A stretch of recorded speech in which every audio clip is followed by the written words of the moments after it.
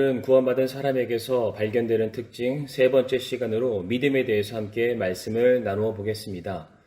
믿음은 회개와 더불어 구원받은 성도에게 발견되는 핵심 중에 하나입니다. 믿음이란 히브리어로 아만이라고 읽는데 그 뜻은 확고하게 서다, 신뢰하다는 뜻입니다. 즉 우리가 하나님을 믿는다는 것은 그분이 약속하신 것을 확신하고 조금도 망설임 없이 그분의 말씀을 신뢰하며 그 말씀대로 살아가는 것을 의미합니다. 그러니까 성도가 구원받기 위해서는 죄를 회개함도 정말로 중요하지만 더불어서 하나님께서 독생자 예수 그리스도를 통해서 우리를 위해 행하신 그 일을 믿고 그분을 따르는 삶을 살아가는 것을 말합니다. 성도는 죄 때문에 십자가에서 죽으시고 죽은 자 가운데서 부활하신 예수 그리스도와 그분의 사역 외에는 그 무엇도 의지하거나 신뢰해서는 안 됩니다. 사도행전 4장 12절 말씀에 다른 사람 안에는 구원이 없나니 하늘 아래서 우리를 구원할 다른 이름을 사람들 가운데 주지 아니하셨느니라 하였더라 라고 말씀하십니다.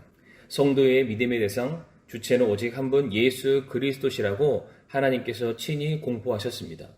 예수 그리스도의 사역이 우리를 위한 것이며 오직 그리스도 안에 우리가 하나님과 화평과 화목을 이룰 수 있으며 영생을 얻을 수 있음을 믿는 것, 그것이 성도의 삶의 기준이 또 중심축이 되어야 하는 것입니다. 하나님께서는 완전하시기 때문에 하나님의 말씀은 반드시 이루어지게 됩니다. 그렇기 때문에 우리가 그 말씀을 믿음으로 말미암아 받아들일 수가 있는 것입니다. 또한 하나님의 말씀에는 실수가 없고 1.1핵도 변함이 없기 때문에 성도는 그 말씀대로 살아갈 수 있는 확신과 믿음을 가질 수가 있는 것입니다. 그래서 로마서 14장 23절 말씀에 의심하고 먹는 자는 정죄를 받나니 이는 그가 믿음을 따라 먹지 아니하기 때문이라 무엇이든지 믿음에서 나지 아니하는 것은 죄니라 라고 말씀하신 것입니다. 완전하고 실수가 없으신 하나님께서 하신 말씀에 대해서 우리가 믿고 따르지 않는다면 그것은 하나님을 믿지 않는 것과 다를 바가 없는 것이며 결국 그것이 죄가 된다라고 말씀하셨던 겁니다. 우리가 하나님을 신뢰한다면 하나님의 말씀대로 따라 살아가게 되어 있습니다. 왜냐하면 완전하신 하나님의 말씀은 반드시 이루어지기 때문입니다. 그래서 그리스도인들이 하나님의 말씀과 능력을 믿지 못한다면 그 믿음 없음이 그의 삶 전체를 뒤흔들게 되어 있습니다. 또한 하나님의 능력을 믿지 못함으로 말미암아 믿음에서 믿음으로 성장할 수 있는 기회를 얻지 못하게 되는 것입니다.